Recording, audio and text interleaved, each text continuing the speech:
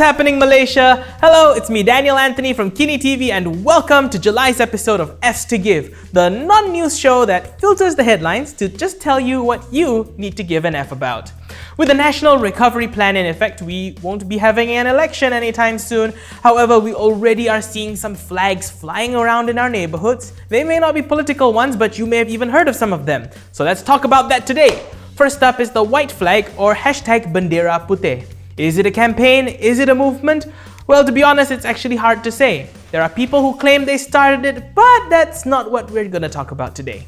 Instead, you may know that the white flag campaign is a way of signaling if you need aid, especially food aid. Since we're still stuck in this boot loop MCO, many have lost their jobs and also their source of income, leaving them struggling to find a way to put food on the table, not just for themselves, but also for their families. Now, while the government is distributing aid with their leaders' faces plastered on them, the national rollout is rather slow. Malaysia is not a tiny country like our southern neighbor. With government resources stretched thin over the vaccine rollout, SOP compliance operations, vaccine acquisition, and also the vaccination rollout, the White Flag campaign harnesses people power to cover more ground. Though perhaps that's what you already knew about it. Food, water, medicine, and necessities are daily needs for many people who are stuck without a job right now. But one of the key objectives of the White Flag campaign is actually to provide hope. While we're facing over 100 deaths a day from COVID at the time of recording, there is another silent killer lurking in our society: suicide. Suicide may seem like a distant problem to some Malaysians, but the reality now is that it's closer to home than ever before. The Royal Malaysian Police revealed that 468 people in Malaysia took their own lives between January and May 2021. That's this year. In the first half of this year alone, an average of 2 people killed themselves every day in Malaysia. Some of us have a roof over our head. Some of us have 3 meals on the table every day. But in this developing economy, the B40 population is struck harder than any of us watching this video right now can actually imagine. Without a job, without an income, and without means to feed a family, some Malaysians truly believe that they have reached the end of the line. It is truly heartbreaking to know that while a virus runs rampant, claiming hundreds of lives by the day, even though a couple more deaths compared to 100 seem to pale in comparison, something that does keep me up at night is the thought that every 12 hours, someone in my country is ending their life. That is why if you can offer assistance or food aid and you happen to see a white flag, I urge you to do what you can to help. You don't have to drop everything for it. You don't need to buy an entire supermarket, but you will never know how a little bit of help can go a long way. It's not just about putting food in someone's stomach now, it's also about putting hope in their heart. We live in a digital age, and with technology at our disposal, we can do a lot more to show our need or also our intention to help others in these difficult times. Meet kitajaga.co, a crowdsourced map showing that where aid is needed and where it is available. Developed by local IT company Terato Tech, Kitajaga is a map that you can use to identify the locations and also the contact details of those who are looking for food aid. If you operate a food bank or have food aid to offer, you can also place yourself on the map to signal to others that they can come to you for help. Now, this is a progressive web application, or PWA. Don't worry, it's not as technical as it sounds. It just means that Kitajaga requires no installation or app download. All you have to do is open the browser on your phone, your tablet, or your PC and go to kitajaga.co to start using it. Once again, that's just kitajaga.co. Not a fan of the app? Well, there are other ways that you can help as well.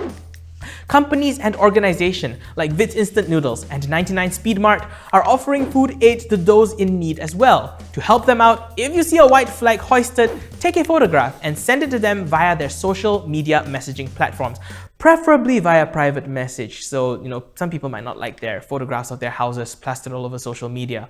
Make a note of the address so that they know where to send help. Now, you'd think that after talking about white flags, I'll go to talking about black flags, but I don't think you need an explanation for those right now. Instead, there is another campaign that also happened to use the color black, but has nothing to do with flags at all.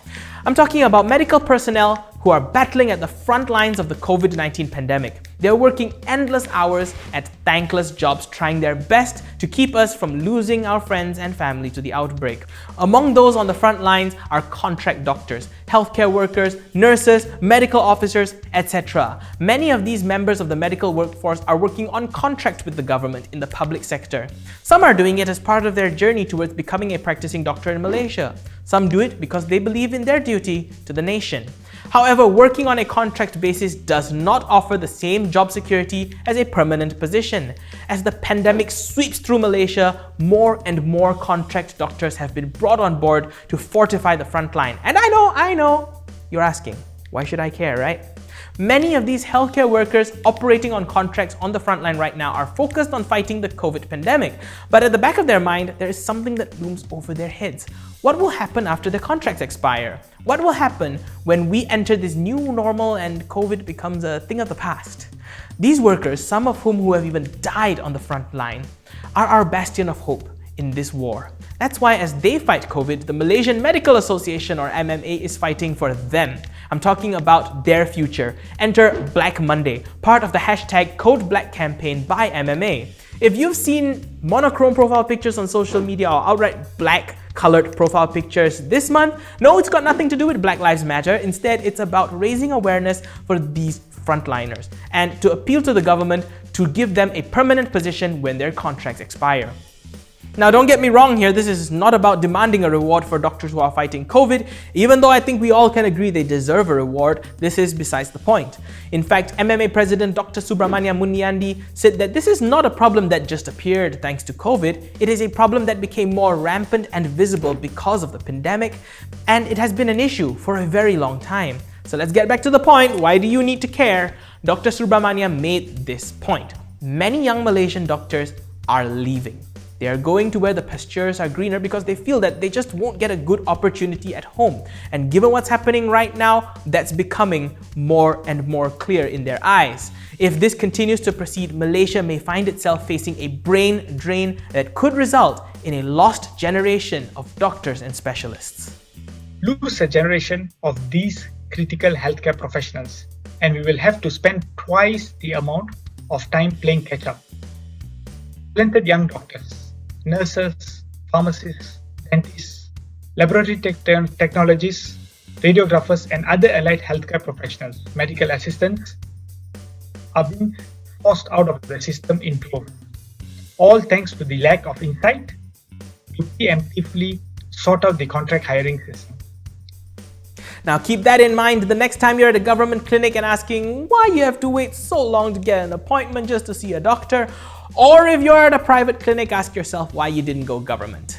Now, while some of us are waiting and holding out for hope, there is another group called the Malaysia Animal Association, and they're putting up a flag campaign of their own too. Now, I can tell that there's probably going to be many more flag campaigns coming up down the road, but I want to talk about this one because it concerns pets. Now, pets, yes, they seem like a first world luxury. You see them on TV, you see them in Hollywood. But that's not always the case. In fact, many less fortunate folks have turned to an animal companion to help them fight their loneliness in these trying times. Just like us, our pets need food too. From cats to dogs to birds to fish, pet food costs money. The Malaysia Animal Association is now calling on those who need assistance in taking care of their pets to put a red flag outside of their homes as a signal. Of course, this does not have as much traction as, say, the White Flag campaign, and you may also be thinking about why are we so worried about feeding our pets when there are starving Malaysians? The truth is that it's actually really hard to decide, especially for those who do not have a pet. Many of us with pets, we love them to bits. We consider them family, and many of us who have pets grew up with them. However, the situation for some poorer Malaysian families has gotten so bad that pets are being abandoned in the middle of the street. We're talking about in the middle of nowhere. In fact, last year, I found an injured rabbit on the road while driving home from a late night at work. A bunny in the middle of the road in Petaling Jaya. I'm pretty sure we don't have wild rabbits in PJ, especially in the middle of this concrete jungle. Now, I eventually surrendered that rabbit to an animal shelter as I didn't have the capacity to take care of it. So while it's easy for us to jump to conclusions and say that animal dumping is the easy way out, when it comes to a question of survival, whether to feed yourself or your dog or your cat, I am pretty sure many Malaysians don't take abandoning their pets lightly. This lockdown has a lot of implications. And as we continue down this path of our national recovery plan, it is important that we remember that we are in this together. As a Malaysian, it's really up to us to give an F about each other. That's all I have for you today. Do follow Youthphoria MK on Twitter for more daily news. You can subscribe to Kini TV on YouTube and also follow Malaysiakini on Twitter and Facebook to get the latest headlines. What do you think about our situation? Are there things getting better or are things getting worse for you and particularly where you are? I'm pretty sure it's not the same for everybody all across Malaysia. So let me know what's going on in your little part of this country. I'm Daniel Anthony for Youthphoria. Thank you for giving an F.